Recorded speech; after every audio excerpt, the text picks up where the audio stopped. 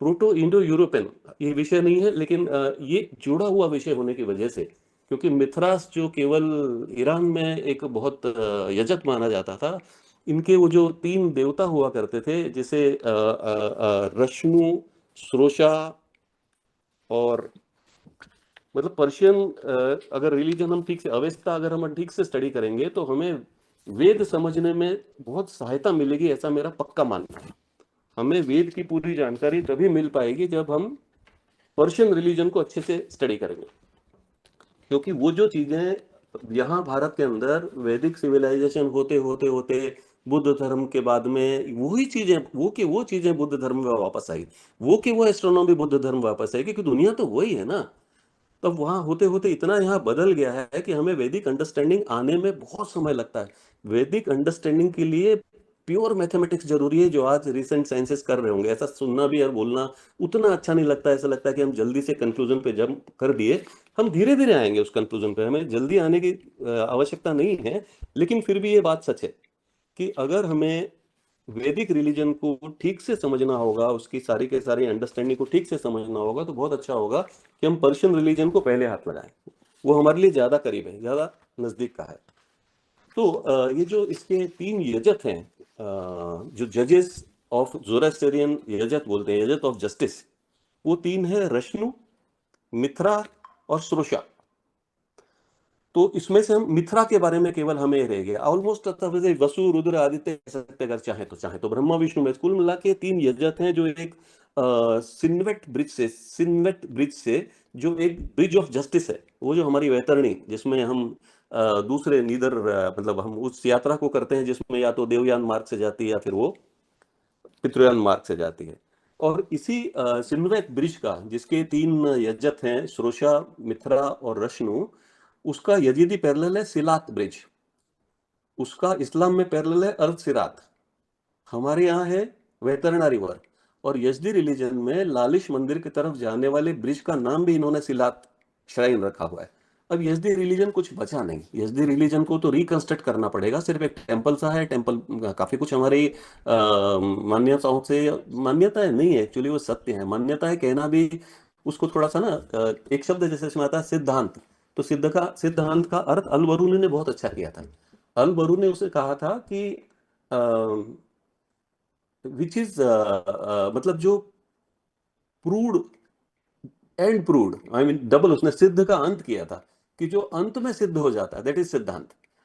तो हम इसे मान्यता न करें, ये अगर पातंजलि योग सूत्र से जाएंगे तो ये सारी चित्तवृत्तियां हटाने के बाद में से निकला हुआ जो वो चित्र है, जो हमारे चित्त का, हमारे चित्त के अंदर वो ऐसे पूर्णिमा के चंद्र की तरह निकलता है, जैसे कल पूर्णिमा, राखी पूर्णिमा है। तो इसके इन तीन, श्रोषा, रश्नु और मिथ्रास में से श्रोषा एंजल ऑफ कॉन्शियसनेस है, और वॉइस ऑफ कॉन्शियसनेस या फिर टीचर ऑफ देइना। इसी तरह आंग्रे मन्यु, एक ये मन्यु शब्द भी बहुत मजेदार है। मन्यु शब्द यहाँ और अवेस्ता दोनों जगह पाया जाता है। क्षमा करें, मैं काफी सारे सब्जेक्ट एक साथ ले रहा हूँ, क्योंकि मैं चाह रहा हूँ कि हमारी बातचीत में हम धीरे धीरे उस मिथ्रा तक पहुंचे, जो अभी भी कोर, जिसकी फिलोसॉफी है, कोर इसकी जो थिंकिंग है, इसका जो कोर गणित है, वो अपने पास यहाँ है, हमारे पास में। पर्शिया रहा नहीं, न रोम है न ग्रीस है। उस दोनों के बारे में, रोम के बारे में या ग्रीस के बारे में कहानियां हैं कि ऐसा सोक्रेटिस था और ऐसा प्लेटो हुआ था। तो ये कहानियां सी बची हैं, कुछ नहीं बचा। हमारे पास में उसके कोर अंडरस्टैंडिंग अभी भी है, मैथमेटिकल, एकदम लॉजिकल। तो हम धीरे धीरे पर्शिया से उस तरफ जाने की कोशिश करता हूं मैं। तो जो आंग्रे मेन्यू एक शब्द है, आंग्रे मतलब एंग्री, एंग्री मतलब जैसे हमारे यहाँ अग्नि वाला शब्द है, वो आंग्रे है। मेन्यू मतलब मन्यू हमारे यहाँ का। तो आप देखिए, हमारे यहाँ रुद्र के डिफिनेशन के अंदर, अगर रुद्र सूक्त बहुतों को याद होगा, हम बात करते थे इसमें, तो इसका जो पहला उसको कहते हैं ना कि नमस्ते रुद्र मन्यवे उतोत ईशवे नमा। वो रुद्र को मन्यु कह के बुलाता है। मन्यु मतलब righteous anger, urge to act, urge to act, चित्त वृत्ति, चित्त में उठी हुई कोई भी वृत्ति रुद्र है, और वो मन्यु भी है। तो इसी चीज को जोरास्ट्रिज्म में इसको आंग्रे मेन्यू और अहिरहमन कर दिया। तो आंग्रे मेन्यू वो वृत्ति है जो हमको संसार की तरफ प्रवृत्त करती है, और वो जब वृत्ति शांत हो जाती है और चित्त साफ दिखाई नहीं लगता है, साफ दिखाई देने लगता है। मतलब कहते हैं ना, योगश्चित्त वृत्ति निरोध तदा द्रष्टु स्वरूप अवस्थानम। तो जब स्वरूप में अवस्थान हो जाता है वृत्ति नष्ट होने के बाद में, तो वो अहिर मन बन जाता है, अच्छा अच्छा मन। अच्छा, इसमें इस सब के अंदर एक गाय की या एक बैल की कल्पना है सभी जगह पे, प्रीमोर्डियल बोवीन है इसके अंदर। उसमें उसको बड़ा मजेदार सा नाम है, गायो मार्टेन, ये कहा जाता है पर्शिया में। तो इसमें गाय मतलब गाय ही है हमारी, और मरते में इसलिए शायद, अगर मैं प्रोनाउंस ठीक कर रहा हूँ तो, क्योंकि वो उसको लाइफ और डेथ होती है, तो वो उसमें वो मृत्यु उसके अंदर शामिल हो गई है। वो बोविन है जो यहाँ पे ये हमारे जो सब्जेक्ट का जो मिथरास है, वो जिस बैल को मार के, हमारे जैसे पुरुष सूक्त में आता है कि उस पुरुष का वध करके ये सारी ऋतुएं पैदा हुई, इसी का चित्र है ये मिथराइज्म। अलग तरह से कहा गया, इसके बारे में हम और गहरे में बात करने की कोशिश करेंगे। तो मैं उस प्रीमोर्डियल बोविन के बारे में बता रहा हूँ, जो कहता है कि पर्शियन अहुर मजदा कहता है कि ये अहुर मजदा के 6 प्रीमोर्डियल मेटीरियल क्रिएशंस थे। मेटीरियल थे इसलिए मरते हैं, तो इसलिए गायो मर्तन है। The primordial beast is killed in the creation of myth, and from the marrow organs and the chitra the world is repopulated with animal life. ये generally सोच सभी का था। मतलब अगर इसमें हम स्कैंडिनेवियन फोकलोर में जाएंगे, तो स्कैंडिनेवियन फोकलोर में भी, मतलब जैसे पोएटिक एड्डा कह लीजिए, स्नोरी एड्डा कह लीजिए, तो उसमें भी एक गाय का जिक्र आता है। इसी तरह पशु का जिक्र, पशु नहीं है, वो गाय है, वो माता है, वो प्रकृति है, और उसके टुकड़े टुकड़े टुकड़े से सारी के सारी पृथ्वी बनी और हम भी बने। अच्छा, इसी में इसी तरह से इजिप्शियन भी एक जो गॉड है, देखिए ग्रीक से थोड़ा पहले जाएंगे ना, तो इजिप्ट के अंदर इजिप्शियन पुराने फारो वाले लोग हुआ करते थे। वो इजिप्ट जाने के बाद में ग्रीस आया, और उसके बाद में रोम आया, और रोम से फिर क्रिश्चियनिटी निकल पड़ी। क्रिश्चियनिटी निकली और फिर वो एक अलग ही तरह से चली गई, वो अब्राहिम वाली उनका एक ऐसा। अब similar to Egyptian god Apis, the primordial ox is a hermaphrodite having milk and semen both, white like moon, and the higher in three measured pole in height। ये हमारे जो 3 पद है ना, मतलब चत्वारि श्रृंगो त्रयोवस्य पादा, जैसे उस वृषभ का जो विवरण आता है हमारे इसमें, तो उसी के हिसाब से तो मिथिकल फर्स्ट ह्यूमन गायोमार्ट कहा गया, और गायो मार्टेन lived on opposite bank of the river वेह। ये वैतरणा का दूसरी पार है। इसी तरह इसी गायो मार्ग को अभी, मतलब जो यंगर अवस्था के अंदर, मतलब अभी जो प्रचलित है, उसे क्यू मार्स कहा गया। And he was not a male, the Gayomart was not a male nor female, and was first human. He was created by Ahura Mazda. इसके साथ में कुछ जिक्र आता है शेन का, ये मैं शेन आपसे बाद में लेता हूँ। मैं वापस आ रहा हूँ कि अगर हमें इसको मिथराइज्म को ठीक से करना अगर होगा, तो हमें क्या क्या लिटरेचर ठीक से देखना पड़ेगा। ठीक से मतलब बहुत गहरे से, बहुत ज्यादा गहरे से। मतलब वो जो यूरोपियन लोग देखते हैं ना, उनको वो उसको मिथिकल, उसका नाम ही मिथ कहते हैं। जैसे कहते हैं ना माइथोलॉजी, वो माइथोलॉजी नहीं है, वो एक्चुअली सत्य है। जैसे आपको मैं एक बात निवेदन करूँ, आप सारे ही लोग इसको अच्छे से जानते होंगे, लेकिन मैं रिपीटिशन रखता हूँ मेरी बात कहने के लिए, कि जैसे हमारे यहाँ सत्य 2 तरह के कहा जाते हैं, दो दो। एक है रुत, और एक कहा जाएगा सत्य। तो रुत और सत्य में फर्क ये है कि रुत है वो ऐसा सत्य है जो समय के साथ बदलता जाता है, और सत्य है वो जो शाश्वत रहता है। सत्य दोनों ही है। सत्य किस तरह से दोनों, तो रुत के प्रमाण हमें दिख जाएंगे, और सत्य का हम अनुमान लगा पाएंगे। मतलब इस रुत से जो आगे सीजन आएगा, इसीलिए इसको ऋतु कहा है। मतलब जब गर्मी पड़ेगी, तो नदन हेमिस्फीयर के अंदर जब पानी भाप बन के उठेगा, तो आने वाले दिनों में बारिश आएगी। ये ऋत सत्य के थोड़ा सा करीब हो गया। तो ऋतु एक चक्कर गोल सर्कल मारती है, ऑर्बिट होगी उसकी। तो उसी तरह अगर हमें ये पढ़ना हो कि मिथराइज्म पे हमें स्टडी करनी, और हमने करनी इसलिए चाहिए कि इसके करने में हम हमारे ही रिलीजन को, हमारे ही थॉट प्रोसेस को भी ना कहें, हमारी हम जीवन पद्धति को अच्छे से समझ पाएंगे। हमें जीने में ज्यादा आनंद आने लगेगा, इस सृष्टि को देखने का नजरिया और भी ज्यादा बदल जाएगा। ये जो थोड़ा सा एक जो आइडेंटिटी है ना, वो थोड़ी सी और डिजोल्व हो जाएगी। मतलब जैसे आपने अपने बारे में बहुत बार देखा होगा कि जब आप लोग कार में बैठते हैं, तो आप ऑलमोस्ट कार बन जाते हैं। आप लोगों में से कोई पायलट हो, तो जब वो हवाई जहाज उड़ाएगा, या कोई अगर बहुत बड़ी बस चला रहा होगा, तो बस चलाते हुए बस बन जाता है। पर जैसे ही हम उस कार से या उस प्लेन से नीचे उतरेंगे, तो हम वापस आदमी बन जाते हैं। अब आदमी से छोटे होना हमें आता नहीं। अगर इस शरीर से, पुरुष नाम की जो चीज है, इससे अगर अपन और भी छोटे हो जाए तो पता पड़ेगा हम बहुत बड़े हो गए। इसे अणुरणीय और महतो महायान कहा जाता है। तो मैं एक बार लिस्ट करता हूँ। आई एम सॉरी कि मैं आपको पीपीटी नहीं दिखा पा रहा। मैं कहीं गूगल ड्राइव से भेजने की कोशिश करूंगा। तो पढ़ने के लिए हमें ग्रीक गॉड बहुत अच्छा रहेगा। एक जेनोफोन करके मतलब सोक्रेटिस का कॉन्टेम्प्ररी था, वो शिष्य सा था सोक्रेटिस का। तो जेनोफोन में मिथराइज्म के बारे में काफी सारा लिखा है, और सोक्रेटिस बिफोर क्राइस्ट है। और ये जो अभी मिथरास के बारे में सारी चीजें निकल के आ रही हैं, जो बोल रहे हैं, वो सारा के सारा मतलब आफ्टर डेथ की बोल रहे हैं, मतलब क्राइस्ट के बाद की बात है।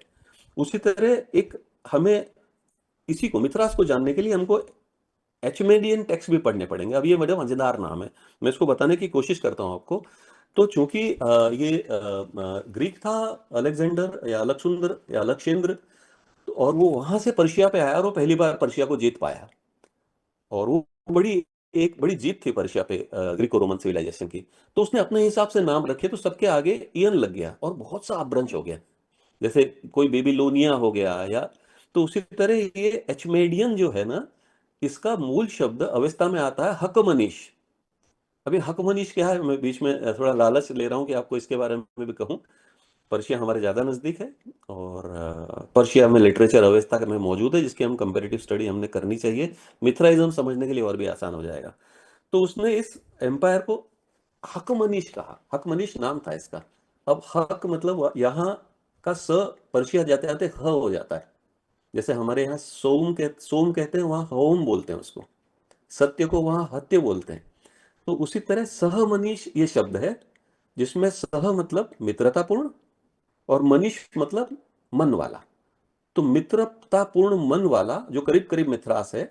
तो मित्रतापूर्ण मन वाला एक कोई ऋषि रहा होगा, या तो ऋषि रहा होगा या कोई क्लान होगा, उसका नाम उन्होंने सहमन रख दिया होगा। तो एक सहमन कभी तो भी एक पुराण पुरुष था, या कोई तो भी कुल था। दोनों में से एक था। पुराण पुरुष भी होगा, पर उसका कोई ये रिकॉर्ड मिलता नहीं है। इसके बारे में पहला रिकॉर्ड मिलता है वो बेहस्तून, sorry,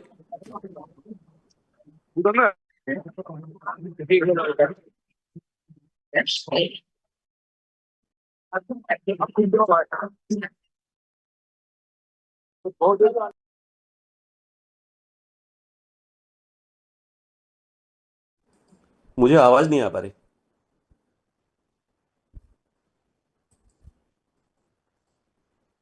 hello. Sir you can continue.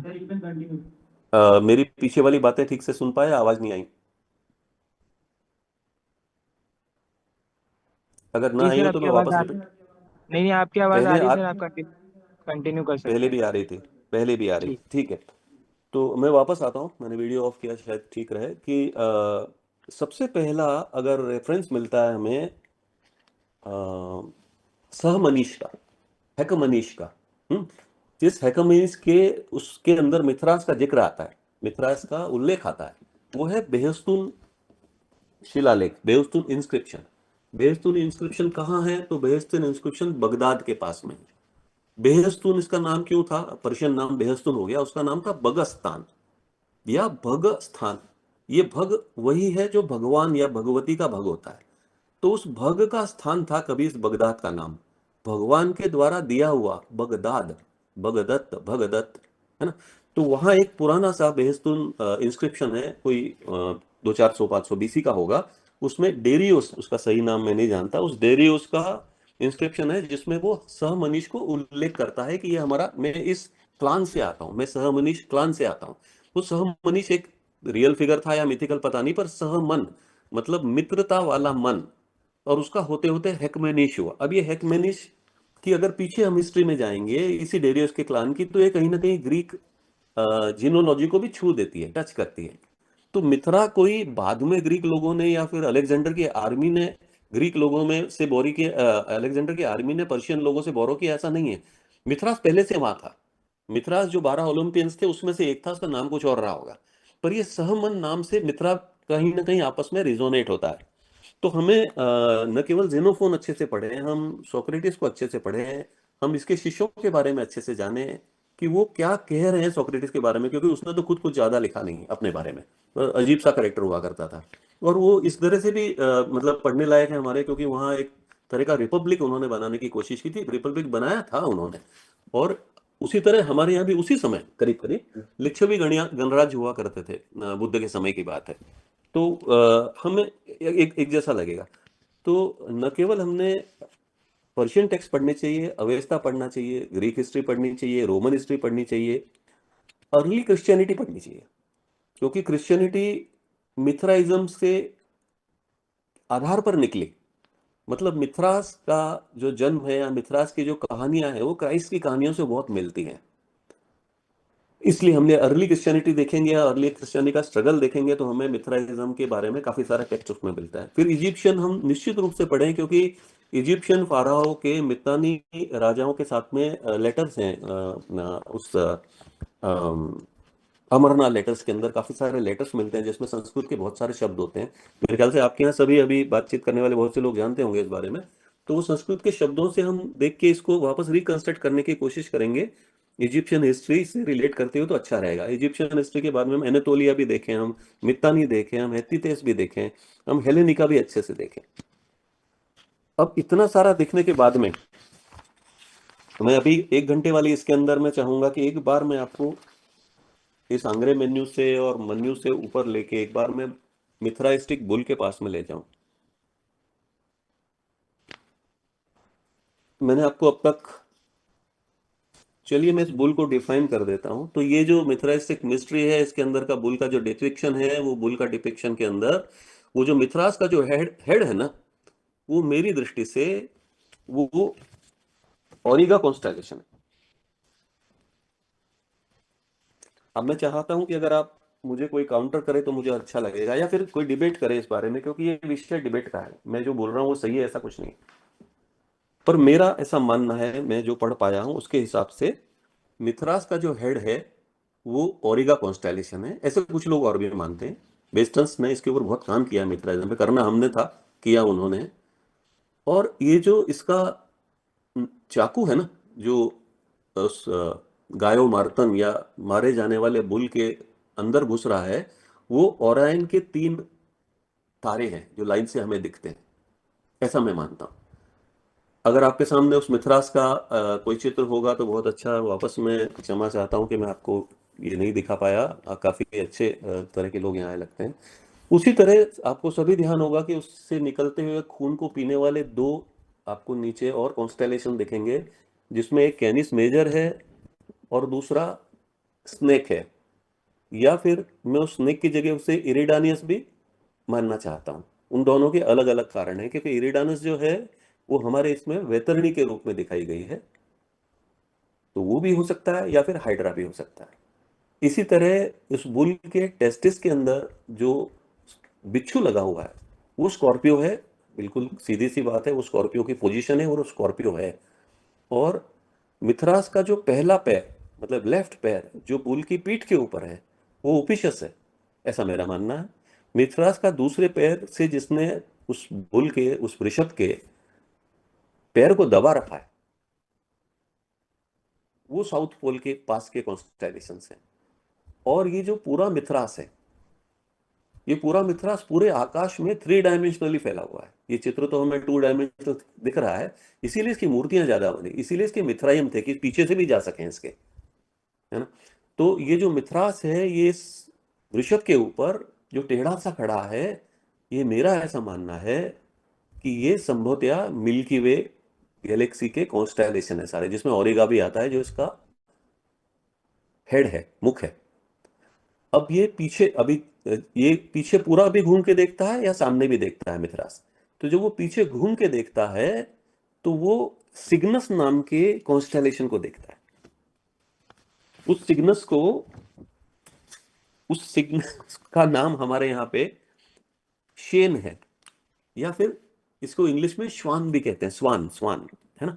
और वो है भी उसी तरह का, एक उड़ता हुआ सा गरुड़ है। हंस कह लें, गरुड़ कह लें। शेन शेन मतलब तो गरुड़ हुआ, हंस हुआ। सिग्नस मतलब भी हंस या उड़ने वाला पक्षी, स्वान, ये माना जाता है।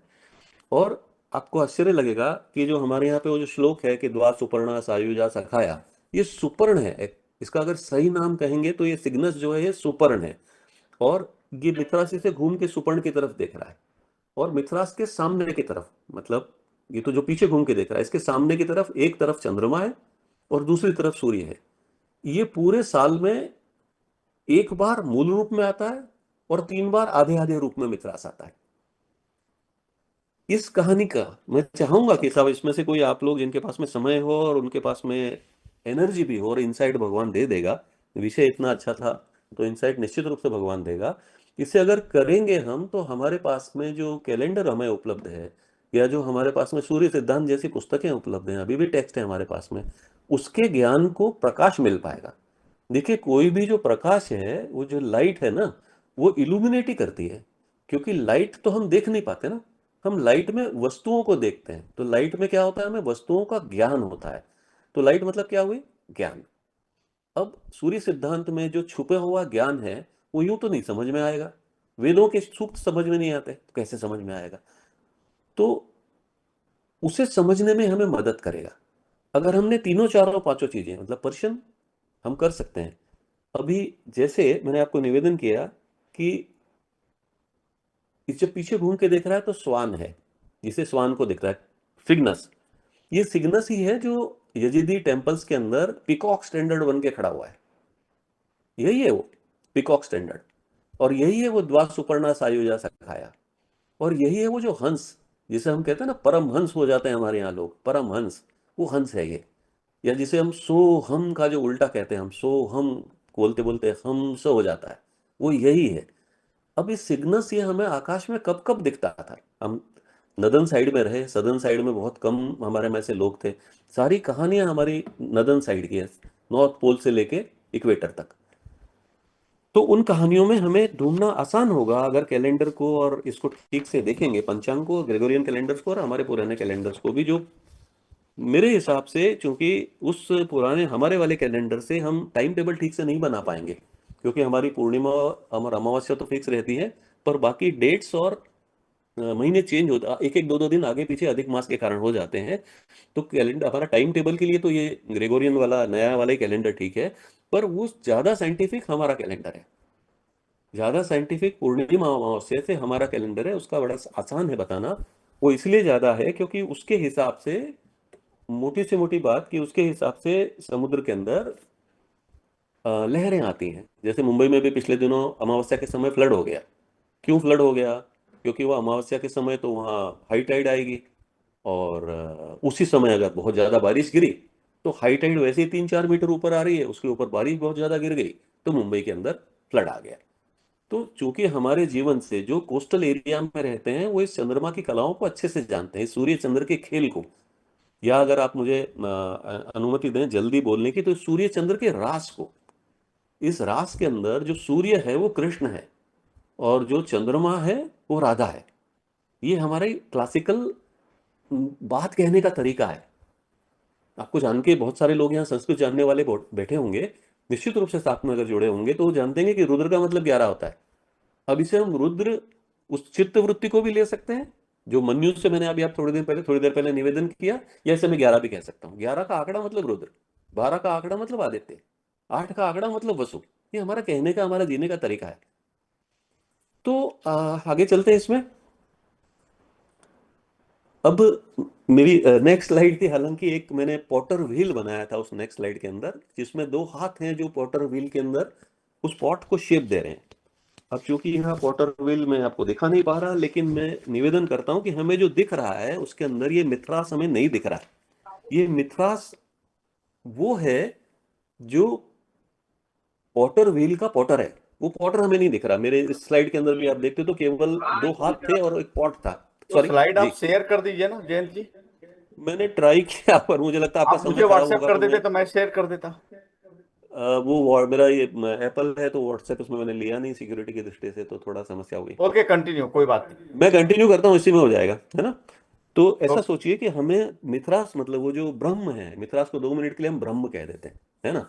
तो ब्रह्म का जो वर्णन हमारे यहाँ कहा है, वो कहा गया है कि, मतलब मैं अभी आपको सूर्य सिद्धांत का पहला श्लोक बोल रहा हूं, तो वो है कि अचिंत अव्यक्त रूपाय निर्गुणाय गुणात्मने समस्त जगदाधारम मूर्तये ब्रह्मणे नमः।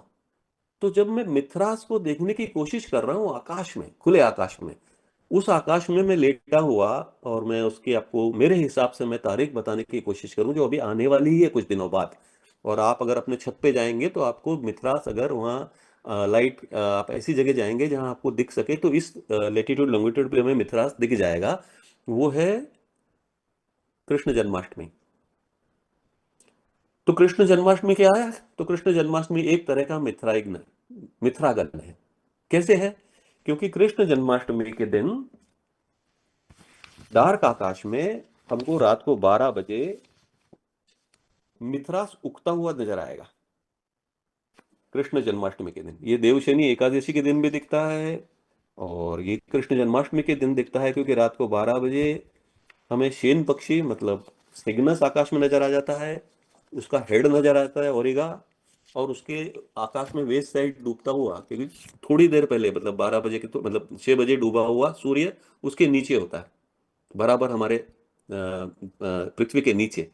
तो ये मिथरास बहुत अच्छे से नजर आता है। जो मिथरास मतलब, आपको एक ऐसा चित्र दिखेगा अगर कृष्ण जन्माष्टमी में ऊपर जाएंगे, तो कोई जैसे जनेऊ पहने आदमी खड़ा हुआ है।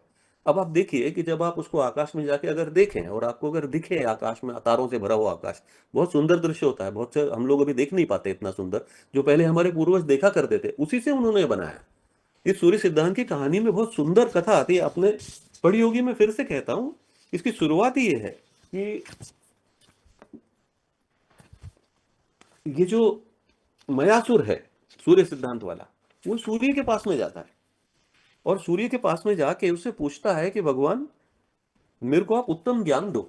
सविता के पास में जाके कहता है, सूर्य की जगह इन्होंने सविता शब्द प्रयोग किया है। और ये किसके बारे में ज्ञान चाहिए इसे? मयासुर को।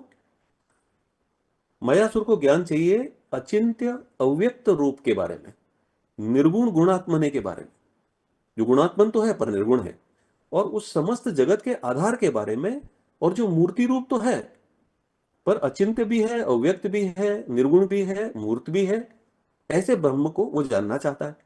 वो हमें आकाश में दिखेगा, क्योंकि हमारे अंदर देखने की ताकत हमारे नहीं है। भगवत गीता में कहा है कि इंद्रियां बहिर्मुख हो गई तो अंदर नहीं देख पाते। अंदर तो बैठा है वो, आपके हमारे हृदय में, सबके हृदय में बैठा है, पर हमें बाहर दिखता है केवल। तो हमने अंदर का हृदय तो हमारे, हम पहचानते हैं, जिसे मैं कहता हूं, मैं जितना गहरा जा पाया हूं उस मैं को ढूंढने के लिए, उससे वो बहुत ज्यादा गहरा है। तो उस मैं के हृदय स्थान को तो मैं नहीं जानता अभी, लेकिन आप हम सब कभी उसके जितना भी पास में जाएंगे उतना हम उस हृदय के नजदीक होंगे, हमारे अंदर। पर हमारे बाहर, हमारे सामने पूरा खुला हुआ है। वो हमारा प्रमाण है, सामने प्रत्यक्ष प्रमाण है, उससे हम अनुमान लगा सकते हैं, उसके बारे में कहानियां कह सकते हैं। तो इसी तरह सूर्य सिद्धांत की बड़ी सुंदर सी कहानी है कि वो मयासुर उनके पास में जाके सविता से पूछता है कि अल्पा वशिष्ठे तु कृते मयो नाम महासुर रहस्य परमम पुण्यम जिज्ञासुम ज्ञानम उत्तमम। तो सूर्य उसे कहते हैं, मतलब बहुत मजेदार तरह से वो कहते हैं कि न मे तेज सह, तुम मेरा तेज सहन नहीं कर पाओगे, कश्चित ख्यातुम नास्ति में क्षण, मैं कैसे बताऊं, मेरे पास में तो टाइम ही नहीं है बताने का, समय नहीं है, मैं तो निरंतर घूमता हूं। आप थोड़ी घूम सकोगे, मेरी आयु बहुत ज्यादा है आपसे। आप 2 मिनट चल के रुक जाओगे, पूरी कहानी आपको नहीं समझ में आएगी, पूरे संस्कार आप पे हो नहीं पाएंगे। आप उन छोटे प्राणियों को सोचिए जिनका दिन, उनका पूरा जीवन होता है, जैसे हमारे 24 घंटे, हमारा एक एक दिन का संवत्सर, संवत्सर, जो भी चीज एक बार पूरी गोल घूम जाएगी वो संवत्सर होगा। चाहे वो एक सुबह से लेकर दूसरी सुबह तक हो, वो भी संवत्सर है। एक पूर्णिमा से लेकर दूसरी पूर्णिमा हो, वो भी संवत्सर है। अश्विनी से लेके वापस अश्विनी तक आ जाए, चैत्र से लेके वापस चैत्र, वो भी संवत्सर है। गुरु के 12 साल अगर घूम गए, 12 साल, वो भी संवत्सर है। ऐसे शनि के 30 साल घूम गए, वो भी संवत्सर है। शनि के 2 बार और गुरु के 5 बार घूम गए, 60 साल, वो भी संवत्सर है। तो वो जब कहता है कि भाई तुम इतना नहीं चल पाओगे मयासुर, मैं निरंतर सीधी गति चलता रहता हूँ आकाश में, और तुम्हारा आयु कम है, और न मेरा तेज तेज तुम सहन कर पाओगे। तो कहते हैं मत अंश पुरुषो अयम। अब ये पुरुष किस पुरुष के बारे में बात कर रहा है? उस पुरुष के बारे में नहीं जो हमारे सामने खड़ा है, जो हम नाम रूप लेके आ गए, वो उसी मिथरास के बारे में बात कर रहा है, उसे पुरुष कह रहा है यहाँ पे। पुरुष सूक्त में भी उसे पुरुष कहा है। उस पुरुष का बहुत सुंदर सा व्याख्या है। तो कहता है मत अंश पुरुषो अयम न ते निशेष कथयिष्यति, वो पुरुष तुझे बता देगा। अब पुरुष कैसे बताएगा? क्योंकि पुरुष कभी जा नहीं रहा है। आप सोचिए, आपसे पहले हमारे माता पिता थे, अब नहीं है। उनके माता पिता थे, उनके माता पिता, हम हैं, इसका मतलब ये सारे लोग थे। तो पुरुष कभी गया नहीं। उसकी ऊपरी सरफेस बदल गई। जैसे हमारे शरीर में इतने सालों तक जीते हुए कितनी बार हमारी आउटर स्किन शेड हो गई, पता ही नहीं पड़ा कब निकल पड़ी, लेकिन हम तो है ना। वैसे ये जो आउटर स्किन है इस पुरुष की, ये तो निकलती जाती रहती है। एक बहुत अच्छा मराठी में भजन है, वो कहते हैं कि कान्होबा तुझी घुंगड़ी चांगली, कि ये कान्हा, इसको कान्हा कहते हैं वहां, ये कृष्ण है ना, ये मिथरास अभी आने वाला है जन्माष्टमी के दिन, जन्म होगा उसका। तो उसे कान्हा कहते हैं कि कान्हा तेरा पीताम्बर बहुत अच्छा है, मुझे कभी फटता नहीं है, तूने मुझे क्या धोती दे रखी है, बार बार फट जाती है। फट जाती है मतलब मेरा शरीर है वो जल्दी टूट जाए, एक पूरा चक्कर काटा नहीं उसके पहले तो चला ही जाता है। तो ये कह रहे हैं सविता इनको कि न मे तेज सह कश्चिद ख्यातुम नास्ति में क्षण मदंश पुरुषो अयम ते निश्चय कथयिष्यति। तो तुम इस सूर्य के साथ में, इस पुरुष के साथ में बात करो, ये तुम्हें सारा बता देगा। अब इसे पुरुष क्या कहता है? पुरुष मतलब कौन? आप और हम। पुरुष मतलब वो जिसने इस ज्ञान को न तो छोड़ा, और जितना वो जान सकता था उसने अपने आगे दे के चला गया। तो चाहे कितने ही पुरुष चले, कितने ही वंश चले गए होंगे, कितना ही समय बीत गया, ये ज्ञान निरंतर एनरिच हो रहा है। और अभी बहुत अच्छी, मतलब मैं इसको अच्छी बात मानता हूँ भारतीय धर्मों के लिए, और विशेष करके वैदिक धर्म और बौद्ध धर्म जैसे धर्मों के लिए, कि कभी तो भी वेस्टर्न यहाँ आए और उन्होंने इस सब चीज को इंग्लिश में कन्वर्ट किया। आज हमें इंटरनेट का एक बड़ा मजेदार सा गणित देखते हैं, इसके ऊपर चित्र और साउंड दोनों बन जाते हैं, डिजिटल गणित बहुत बढ़िया। और उसमें ये कहीं ना कहीं अंदर चला गया, तो ये ज्ञान वापस अपडेट हो गया। नहीं तो ये अगर खो जाता तो इसको इन मतलब रिसेंट साइंटिस्ट लोगों को भी जोड़ने में बड़ी कठिनाई होती। मैं उस विषय में जाना नहीं चाहता, मेरा अधिकार नहीं है। पर कहते हैं ऐसा कि ये जो मॉडर्न साइंसेस हैं और वो जो सब एटॉमिक पार्टी वाली कहानियां कुछ कुछ ऐसी हैं, ठीक है। तो ये जो इनको जो पुरुष अब बता रहा है, वो कहता है कि I teach you the same science which sun has formerly taught, but the different in it is the only cause by time. मैं आपको वही कहानी कहूंगा, केवल युगों से इसके अंदर परिवर्तन हुआ जान पड़ता है, परिवर्तन कुछ नहीं हुआ। शास्त्रम आद्यम तदे वेदम यत पूर्वम प्राह भास्कर, युगानाम परिवर्तन काल भेद्रो अत्र केवल, यहाँ केवल काल भेद सा है।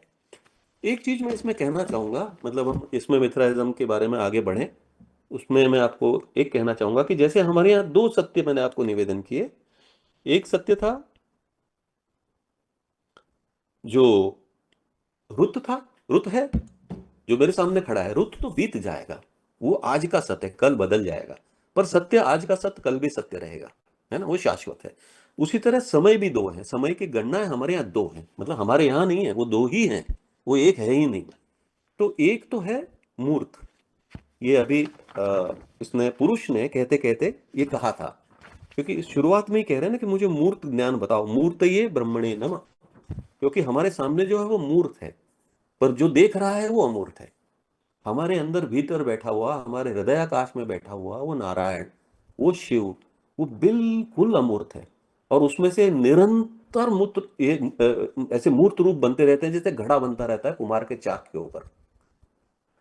अभी घड़ा बनता है, नया निकलता है, उस घड़े को उठा के कुम्हार किसी को दे देता है, उसका उपयोग होता है। जैसे त्र्यंबकम यजामहे को सुगंधिम पुष्टिवर्धनम में कहा है कि उर्वारुकम इव, जब वो घड़ा पूरा बन जाता है, उर्वारुकम इव बंधनात् मृत्युर्मुक्षीयमा अमृतात। अब वो घड़ा पूरा हो गया, घड़ा अपना काम कर रहा है, चाक चलता जा रहा है, नए नए घड़े बनाता जा रहा है। तो दो समय है यहाँ पे, एक हमारे जो गहरे अंदर बैठा है अमूर्त, और वो जिसे देख रहा है उस मूर्त रूप का एक समय है। उस समय का सबसे छोटा मान है प्राण, क्योंकि जितना भी मूर्त है उसको प्राण की आवश्यकता है अपने रूप में बने रहने के लिए। अभी जो दिखने वाले मूर्त रूप हैं, अगर आप कृष्ण जन्माष्टमी को रात को 12 बजे उठ के मिथरास को देखने की कोशिश करें, ईश्वर करे आपको दिख जाए, आपके हृदयाकाश में, आपके चित्त में उसकी एकदम वैसी छवि सी आ जाए जैसी हम लोग बातों में लाना चाह रहे हैं, जैसी मयासुर सविता से पूछ रहे थे। लेकिन वो मूर्त को जुड़े रहने के लिए प्राण की जरूरत है। आप सूर्य को देख लीजिए, सूर्य को सूर्य बने रहने के लिए प्राण की जरूरत है। उसके ऊपर जो निरंतर रासायनिक या फिर जो भी प्रक्रिया चलती रहती है पदार्थों के एक रूप से दूसरे रूप में बदलने की, कहते हैं हाइड्रोजन हीलियम जो भी है, प्रोटॉन सूप या जो भी होगा, है ना, आयोनाइज्ड होगा। तो उसके उसके अंदर से जो प्रक्रिया निरंतर चलती है, उसका जो प्रभाव हमें दिखता है, उसे हम सूर्य कहते हैं। तो वो जो प्रक्रिया अंदर चल रही है, उसकी सांस है सूर्य की, और वो सांस निरंतर चलती है, तभी वो हमें सूर्य दिखता है, नहीं तो नहीं दिखेगा, वो बिखर जाएगा। तो मूर्त को सांस की, प्राण की जरूरत है, तो उसका पहला जो मेजरमेंट है उस समय का, वो प्राण है। तो उस प्राण को हम हमारा प्राण लेते हैं, क्योंकि सूर्य का प्राण अलग तरह का है। हमारा प्राण लेते हैं जो हमारी नाक के अंदर जो जा रही है। तो उसके बड़े सुंदर से गणित हैं। तो ये हुआ मूर्त जो समय है, उसका बेसिक यूनिट। उसी तरह जो अमूर्त है, जो हमारे अंदर बैठा इस सबको देख रहा है, वो अंदर बैठा इस शरीर को भी देखता है, वो अंदर बैठा इस आसपास की चीजों को भी देखता है, और अंदर बैठा दूर तक जो चीजें हैं उसे देखता है, और उसे नहीं दिखती है। दिखने का मतलब सुनाई देना भी हो सकता है, दिखने का मतलब छूना भी हो सकता है, दिखने का मतलब अनुभव करना हो सकता है। प्रत्यक्ष, प्रत्यक्ष मतलब जो भी इंद्रियां हमारे पास में है, इंद्रियों से जो मुझे ज्ञान प्राप्त हो रहा है, उस सारे इंद्रियों को मैं प्रत्यक्ष ज्ञानी कहता हूँ। प्रति अक्ष मतलब अक्ष के सामने। अब स्किन के सामने होगा तो प्रति अक्ष हो गया, कान के सामने होगा तो भी प्रति अक्ष हो गया। तो प्रत्यक्ष जो है वो है मूर्त, और इससे हम अनुमान लगाने की कोशिश करते हैं। उस प्रत्यक्ष से अगर पातंजल योग सूत्र के ऊपर से जाएंगे तो अक्लिष्ट प्रमाण से हम अक्लिष्ट अनुमान लगाने की कोशिश करेंगे कि अमूर्त क्या है। क्या है क्या है? जी। धन्यवाद। चाय भी बन गई।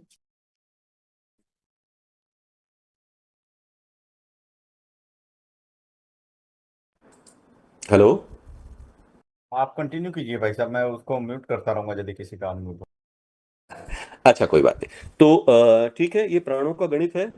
तो मैं एक थोड़ा सा बात जानना चाहूंगा कि क्या आपको मिथरास की जो आइकनोग्राफी है वो आपने ठीक से एक बार समझ ली? इसके बारे में जो बातें चलेंगी तो बहुत आगे जाएंगी, और इससे समय भी लगेगा। तो मैं उस अमूर्त रूप पे, उस मिथरास के उस रूप के बारे में बात करूं कि जिसे वो बताना चाह रहे हैं, या उसने कैप कौन सी पहनी है। तो उसकी जो कैप है ना, वो ओरिगा नक्षत्र के ऊपर का कॉन्स्टेलेशन है। आप अगर अभी गूगल अर्थ खोल के, और अगर आप गूगल स्काई में चले जाएंगे, तो आपको मिथराइज्म में वो, गुड, तो वो फायरिजन कैप मिल जाएगी। ठीक है। तो मैं अगर आप कहें तो मैं इसके उस अमूर्त रूप पे चलूं जिसे ये बताने की कोशिश कर रहे थे मिथराइस्टिक लोग जो वहां बैठे थे बेचारे रोम में। और वो कोशिश कर रहे थे, क्योंकि बाय द टाइम मिथरास पॉपुलर होने लगा रोम के अंदर, तब तक उसके पुराने मंदिरों की वो चमक जाती रही थी। वो जो ध्यो के कभी टेम्पल्स हुआ करते थे, वो जो अपोलो के कभी टेम्पल्स हुआ करते थे, वो जो ओलंपियन गॉड थे, उनकी लड़ाइयों की कहानी, ये सारे के सारे, देखिए, ये सृष्टि भी हमारी आंखों के सामने कल्पना मात्र है, ये सच नहीं है, ये कल्पना है, इसलिए तो बदल जाती है। पर इस कल्पना से, क्योंकि हमारे मस्तिष्क के अंदर ईश्वर ने इतनी इवोल्यूट होने के बाद में इस मानव मस्तिष्क में इतनी जबरदस्त कल्पना दे दी कि हम उसके अमूर्त रूप की भी कल्पना कर सकते हैं। और हम देख रहे हैं इस मिथराइज्म के थ्रू कि हम केवल उस अमूर्त रूप की आज ही नहीं कर रहे हैं, हम बिफोर क्राइस्ट कर रहे हैं। ये तो बीच में खंडित हो गए हम। कभी मैं किसी धर्म को बुरा नहीं कहना चाह रहा, वो होता है कभी कभी, ऐसा समय आता है। पर उनकी मतलब जो जीसस की जो ओरिजिनल कहानियां, उसके अंदर बार बार जिक्र है इस चीज का। एज ऑफ पिक्चर बोलता है वो, एज ऑफ एक्वेरियस कहता है, वो जो आने वाली है, आ चुकी है एक्चुअली। ठीक है। तो अगर आप कहें तो मैं इस मिथरास के बात में करूं जो हमारे धर्मशास्त्रों के अंदर बताया गया है। आइकनोग्राफी के बारे में तो आपको खूब सारी किताबें मिल जाएंगी, इंटरनेट भरा पड़ा है उसके बारे में, और सारे तरह के लॉजिक्स हैं उसमें। कुछ सही सच के करीब हैं, और कुछ बहुत ही सच के परे हैं। पर सच न मैं भी अच्छे से नहीं जानता, आप और हम सब लोग साधक हैं, और साधक हैं। और कभी कभी एक बड़ा सुंदर सा एक किसकी गजल है, अगर मैं अगर मुझे याद करने का मौका दें तो शायद इकबाल की है। बहुत मजेदार बात कहता है वो इकबाल उसके अंदर। वो कहता है, तू शाही है बसेरा कर पहाड़ों की चट्टानों पे। और वो शाही बाज को कहते हैं, बाज मतलब वही सुपर ना, वही सिग्नस जो मिथरास देख रहा है। कहानियां सब वही है। देखिए, इस्लाम के लिए क्रिश्चियनिटी बहुत बड़ा आधार बनी, इस्लाम के लिए यजदीज्म बहुत बड़ा आधार बना, बुद्धिज्म बहुत बड़ा आधार बना। उनको कैसे तो भी करके मार कूट के उनको एक एकेश्वरवाद पे लाना था। वो एकेश्वरवाद भी अद्वैतवाद से बहुत दूर था। हमारे यहाँ इस पे बहुत उहापोह हुई है, मतलब निरंतर। हमारे यहाँ हुई, ग्रीस में भी हुई, अच्छी हुई, ग्रीक में बहुत मजा आता है पढ़ने में वो भी। मुझे लगता है कि हमारे पास में जिन लोगों के पास में समय है उन्होंने अपना समय यहाँ लेके, क्या पता आपको अपने चित्त के गहराई के अंदर वो मिथराज के दर्शन हो जाए, ब्रह्म के दर्शन हो जाए, क्यों ना हो। हमारी पूजाओं में हम रोज इससे चाहते ही हैं ना। तो दो तरह के समय हैं, एक है मूर्त जिसका माप है प्राण। तो हमारा इस मूर्त शरीर जिसे हम रोज कांच में देख लेते हैं सुबह एक बार, उसका जो बेसिक मेजरमेंट है वो है प्राण। और दूसरा है अमूर्त जिसका बेसिक मेजरमेंट हमने जानना है, उसे त्रुटि कहते हैं। अगर उस तक पहुंचे तो जो प्राण है ना वो मेजरेबल है, और जो त्रुटि है ना वो नोएबल है। तो त्रुटि का तो ज्ञान होगा और प्राण का गणित हो सकता है। तो इस प्राण के गणित से हमारे पुराने लोगों ने अहर गण नाम का, जी क्षमा करें,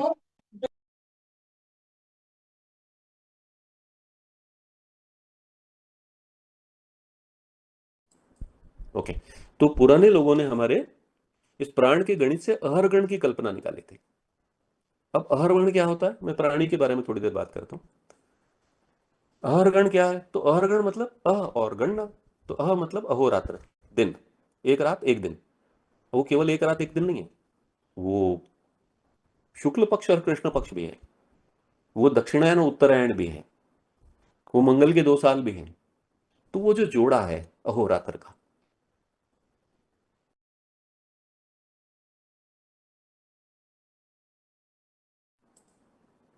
मैं रुकता हूं। नहीं, आप कंटिन्यू कीजिए भाई साहब। ओके।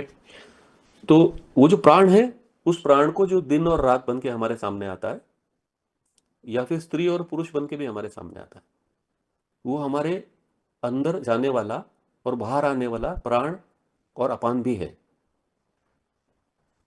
तो उस प्राण और अपान के बीच में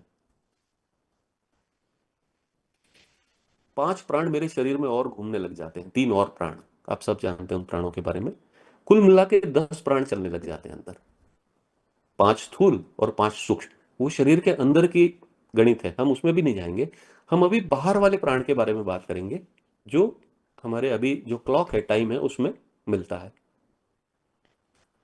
तो एक जो प्राण है, अगर आप के पास में मोबाइल हो तो अगर आप देखें उसमें खोल के गूगल पे जाएं और गूगल पे आप हाथ से टाइप करें कि circumference of earth in nautical mile, और जब कोई देख ले मुझे प्लीज बताएं कि circumference of earth in nautical mile कितनी आई।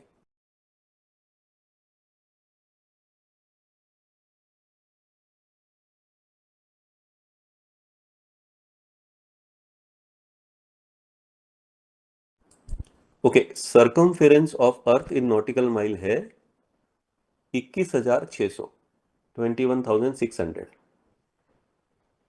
और अगर आप दिन में हमारी सांस गिनेंगे, 15 सांसें पर मिनट के हिसाब से, जो एक स्वस्थ एवरेज शरीर की सांस है, तो वो 21,600 है।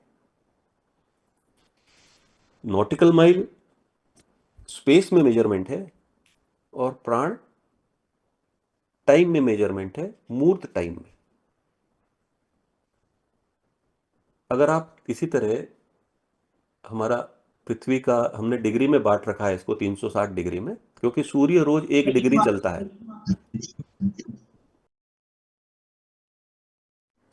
कहें हर जी?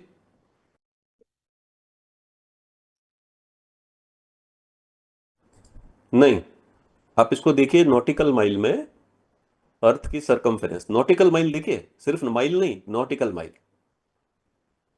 नॉटिकल माइल 21600 है ना। आगे चलता हूं ताकि समय ये रहे।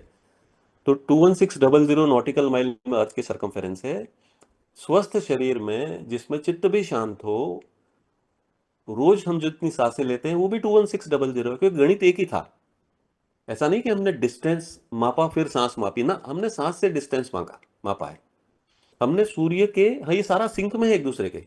जैसे गाने के अंदर आप जब आप बीट के ऊपर गाना गाओगे तो आप सिंक में गाओगे ना अपने आप ही। ये आप नोट कीजिएगा कि कभी जहां आप कहीं म्यूजिक बज रहा हो और आप पैदल चलने की कोशिश करें तो आप सिंक में चलते हैं उसके अपने आप ही, आप डिसहार्मोनी में चल ही नहीं सकते, है ना। तो उसी तरह ये सारा के सारा है सिंक में ही, इसीलिए वो एक वर्ष में 360 दिन कहे जाते हैं। इसीलिए एक सर्कल के अंदर 360 डिग्री होती है, नहीं तो एक 1000 डिग्री हो सकती थी ना, नहीं, क्योंकि सूर्य 360 डिग्री में मोटे तौर पे घूम जाता है, मोटे तौर पे। अपने यहाँ कोई भी गणित ह्यूमन लाइक होगा, वो हमारे हमारे सारा गणित होगा ना, वो अमूर्त है, वो मूर्त नहीं है। मूर्त होगा तो वो मेजरेबल है। पर यहाँ क्या है कि हर एक व्यक्ति के हिसाब से, इतने व्यक्ति हैं और सारे यूनिक हैं, तो उसमें थोड़ा थोड़ा माप हर एक के हिसाब से बदलता है। तो ये जो 15 सांसें हैं, ये आइडियल सांस है। अब उम्र के साथ में कभी ज्यादा हो जाती है, रात में सांसें, हम रात के समय हम सो जाते हैं तो नीचे गिर के 10-12 हो जाती हैं पर मिनट। और दिन में हम जब भागते दौड़ते हैं, टेंशन में रहते हैं, स्ट्रेस हो जाता है, तो 18-20 हो जाती हैं। लेकिन एवरेज स्वस्थ शरीर के लिए 15 सांस मानी गई है। तो एक प्राण का मतलब है 4 सेकंड। अब इसमें हमारे आगे समय का टाइम रखने की हमारा कि एक प्राण मतलब 4 सेकंड, 6 प्राण मतलब एक पल, 60 पल मतलब एक घटिका, 60 घटिका मतलब एक दिन, मतलब एक नक्षत्र। अब ये ऐसे आगे बढ़ता जाता है। आप में किसी ने हमारा पंचांग देखा होगा, तो ये इस सांस से लेता हुआ सीधा ब्रह्म की आयु तक चला जाता है। ये ऑलमोस्ट वैसा ही है कि हम एक एक कदम भरते भरते दिल्ली पहुंच जाएं, यहाँ हमें जाना जहां 1 किलोमीटर दूर चले जाएं। किया क्या हमने, एक कदम आगे बढ़े। अगर हम अपनी ही जगह पे कदम ताल करेंगे तो नहीं पहुंच पाएंगे। तो हमने सांस सांस हम आगे बढ़े। इसके लिए एक बहुत सुंदर सा श्लोक है, गायत्री। एक किसी ने त्रिशुपर्ण सुना है क्या?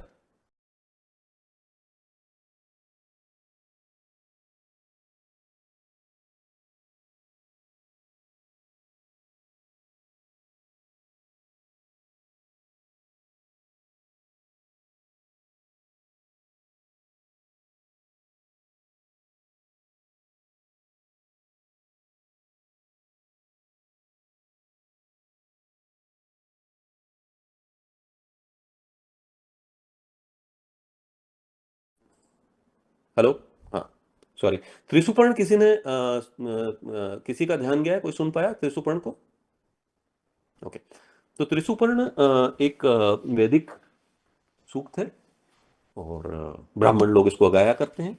ब्राह्मण वामन लोग कोई लोग होते नहीं है। कहते हैं ब्रह्म जानाति स ब्राह्मण। मेरे को तो अभी कोई ब्राह्मण मिलना बाकी है, और आप हम सब लोग इस प्रयत्न में हैं। जो ब्रह्म जानेगा ना, वो जैसे आप गाड़ी में बैठ के गाड़ी बन जाते हैं, छोटी गाड़ी में बैठ के छोटी गाड़ी, बड़ी गाड़ी में बैठ के बड़ी गाड़ी, उड़ने वाली गाड़ी में बैठ के उड़ने वाली गाड़ी बन जाते हैं, उस तरह ब्रह्म जानने के बाद में ब्रह्म बन जाएंगे। ऐसे बहुत सुंदर सुंदर श्लोक हमारे यहाँ हैं। आप, आशा करता हूँ सभी आप लोगों ने पढ़े होंगे ऐसे। तो त्रिशुपर्ण में वो ब्रह्म से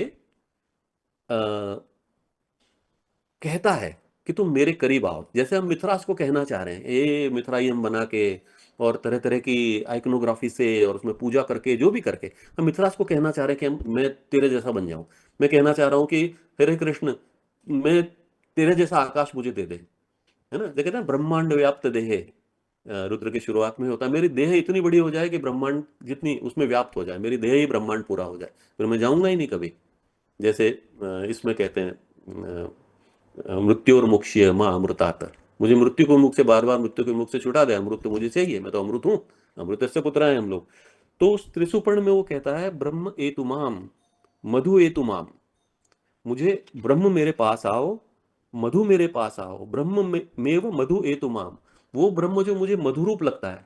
मधुरूप मतलब जब हमें कोई चीज बहुत सुंदर लगती है ना, जीभ पे हमने रखा हुआ जैसे शहद हो, कानों में बहुत कुछ सुंदर सी आवाज हो, वो सुंदर की आवाज जो योगियों को आती है, वो आवाज नहीं जो हम टेंशन में, स्ट्रेस में दुनिया को देख रहे हैं, इसमें हम डरे हुए हैं, हमारे अंदर एक तरह का फ्लाइट एंड फाइट रेस्पॉन्स हो रखा है, हमें आगे बढ़ना है, पता नहीं कहाँ आगे बढ़ना है।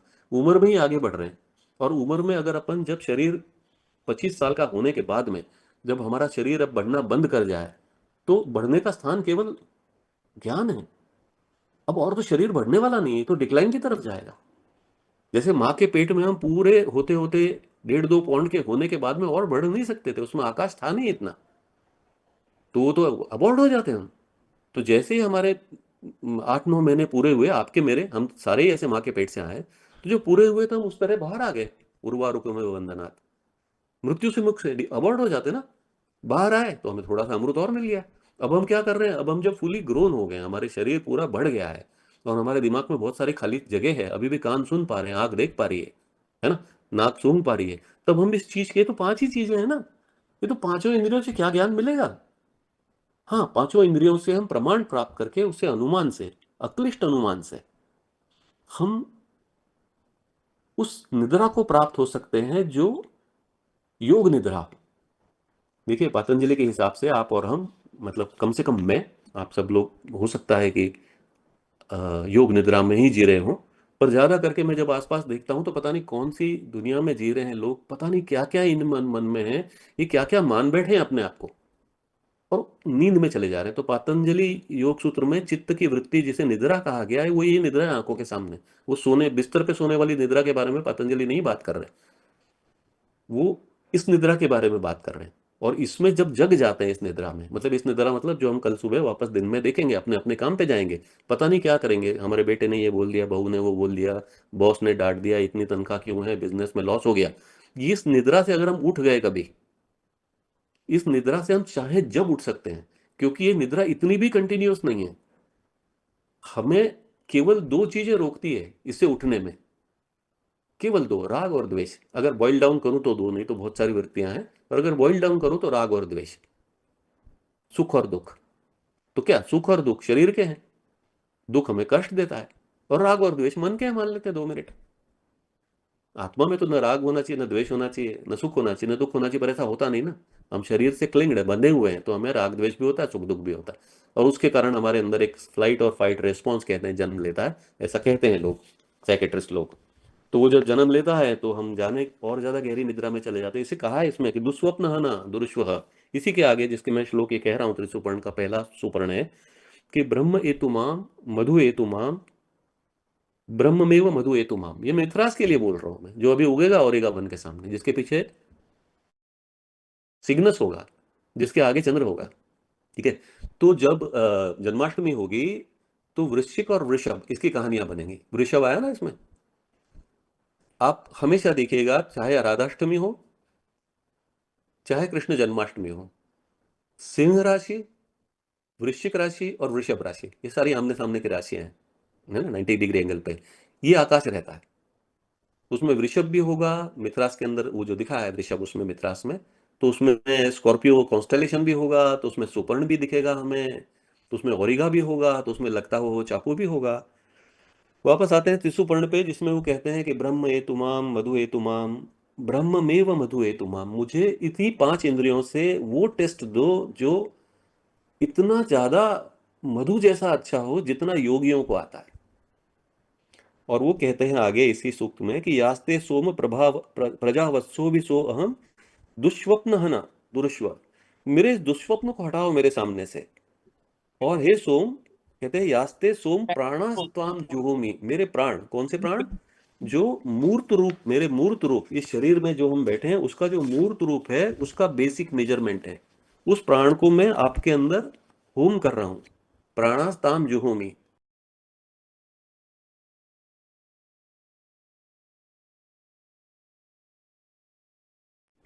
ठीक है, मैं अभी रोकता हूं, हम प्रश्नोत्तर करते हैं, मुझे भी अच्छा लगेगा, प्लीज।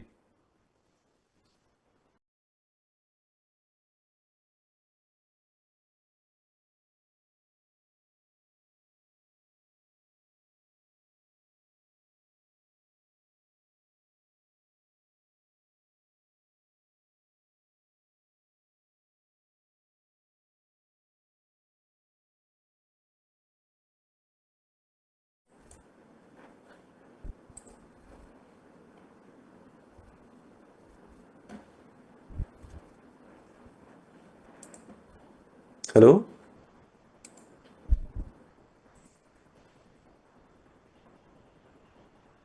सर, ये 2163 जो 9 है ना, उसको आप 21600 मान लीजिए, है ना। 21,629 कोई मतलब नहीं होता है। आपको एक और निवेदन करता हूं मैं कि जीवंत लोग हैं ना हम लोग वो कपड़े पहनते हैं जो हमारे शरीर को फिट हो जाए। हम वो नहीं पहनते जो रेडीमेड हमारे लिए बने होते हैं, है ना। तो आपको ये भी जान के बहुत मजा आएगा कि 1000 का मतलब हमारे यहाँ 960 है। 1000 नाम की चीज नहीं है। 1000 गोल नहीं घूमता, 1000 गोल नहीं घूमेगा, 960 घूमेगा।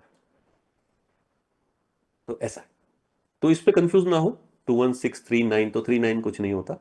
उसी तरह जो प्रिसीजन, जो इक्विनॉक्स का जो प्रिसीजन है, उसमें भी जो 26,000 साल कहते हैं या 25,632 जो भी साल बोलते होंगे, उसे 24 मान लेना उचित रहेगा। मेरी आवाज आ रही है, मैं बोलूं या फिर कुछ और बातें निवेदन करूं या क्या बताएं? Yes, sir, you are audible. तो मैं बोलता रहूं या कुछ सवाल पूछना चाहेगा? सर जी कशिश जी। जी सर, हमारा एक क्वेश्चन है। आपने ये जो प्राण के बारे में बताया, जो हमारे सूर्य सिद्धांत में एक बेसिक यूनिट है, ये आपने मतलब कहाँ से इतनी इंफॉर्मेशन इसके बारे में आपने पढ़ी है? मतलब ये सीधा सूर्य सिद्धांत से या कोई मतलब उसकी कोई कमेंट्री आपने रेफर की है? कशिश जी, मैं बहुत सारी चीजें होते होते मैं 62-63 साल का हो गया ना, तो मैं निरंतर कुछ ना कुछ खुद को जानने की कोशिश करता था, मेरे अमूर्त स्वरूप को जानने की। आप और हम सभी करते रहते हैं ये। तो उसमें कहीं ना कहीं से अलग अलग तरह से टेक्स्ट आ गए, आपको सब जगह मिल जाएगा, सूर्य सिद्धांत में मिल जाएगा, हमारा अपन जैसे पंचांग देखेंगे तो उसमें मिल जाएगा, एस्ट्रोनॉमी की बेसिक पुस्तकों में मिल जाएगा, और बाकी संस्कृत के तो सारे इसमें पढ़े पड़े हैं, चाहे बौद्ध ले लीजिए चाहे हमारे संस्कृत के टेक्स्ट ले लीजिए। और तो ये और कुछ पूछना चाहेंगे?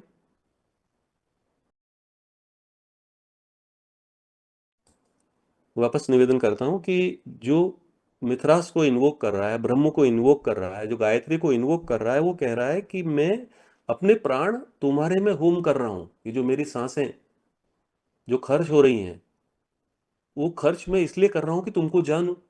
क्योंकि हमने अभी देखा कि जो अमूर्त है वो जाना जाता है, वो गिना नहीं जा सकता।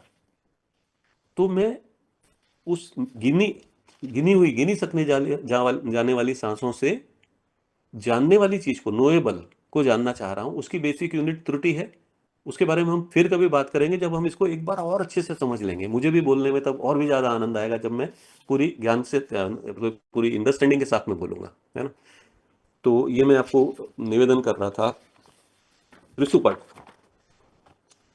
अभी 2 मिनट के लिए हम इसको मिथरास को पुरुष कह देते हैं। पुरुष मतलब क्लोज सिस्टम, पुरुष मतलब क्लोज सिस्टम, मतलब जैसे अर्थ एक क्लोज सिस्टम है, तो वैसे ही पुरुष एक क्लोज सिस्टम है। तो उस पुरुष के बारे में कहते हैं, जो हमारे तैत्तरीय आरण्यक का 10वें प्रपाठक में कहा है कि वेदाहमेतम पुरुषम महांतम, मैं उस पुरुष को जानता हूं। ये जिसने लिखा होगा मिथरास को जानता होगा। वेदाहमेतम पुरुषम महांतम आदित्य वर्णम तमसस परस्तात, वो आदित्य वर्ण का है और तमस के परे है। अब देखो यहां फिर से तमस किसे कहा? इस निद्रा को, जो हम रोज आप और हम दिन में जीते हैं। हम ऐसी कहानियों को जीते हैं जिस कहानियों का न तो कोई आरंभ है और न तो कोई अंत है। इसके इससे एक और बात ध्यान आई कि विक्रम वेताल की कहानी आपने ठीक से सुनी है क्या? 2-3 हमारे यहाँ जैसे भी मयासुर की कहानी है, बहुत सुंदर सी कहानी है। जो अभी हमने मयासुर सविता के पास में गया और मयासुर ने कहा कि मेरे को आप अमूर्त का ज्ञान कराओ, और सविता ने उसे कहा कि भैया मेरे पास में तो समय नहीं है और मेरा ताप इतना है कि तुम पास में नहीं आ सकते। तो मैंने पृथ्वी पे एक पुरुष बना रखा है, एक घड़ा जिसके अंदर मैं बैठा हूँ, उस आकाश है, उस घड़े के अंदर भी, जैसा मेरे अंदर आकाश है। तो उससे जाके पूछ लो, और पुरुष उसको फिर आगे बता रहा है। ये सूर्य सिद्धांत आगे शुरू होता है, और सूर्य सिद्धांत बहुत ही अच्छा है। अल बरूनी ने इसके ऊपर बहुत ही अच्छी टीका लिखी है। मतलब हम अगर सूर्य सिद्धांत और अल बरूनी साथ में रख के पढ़ेंगे तो हमें और ज्यादा मजा आएगा, क्योंकि अल बरूनी लिख रहा है 1000 एडी में, और अभी जो लोगों ने अभी नया लिखा है वो क्या है, उसमें ना जितनी जिज्ञासा अल बरूनी में थी ना, वो इतनी अभी लोगों में पता नहीं कितनी हो। मैं नहीं करना चाह रहा कमेंट, पर ये कह रहा है सूक्त जो वेदाहमेतम पुरुषम महांतम आदित्य वर्णम तमसस परस्तात। तो उस तमस के परे, जो मेरी आंखों के सामने कल भी आ जाएगा, जो एक रात, जब सबका दिन होगा, आप सबका मेरा भी दिन होगा, उस दिन के अंदर जो रात होगी, उस तमस के परे है वो, उस पुरुष को मैं जानता हूं।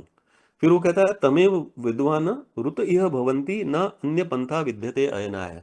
तो उसे जानकर, उसका ज्ञान प्राप्त करके यहाँ पे लोग अमृत रूप बन जाते हैं, इसके सिवा यहाँ कोई जीने का दूसरा तरीका नहीं है।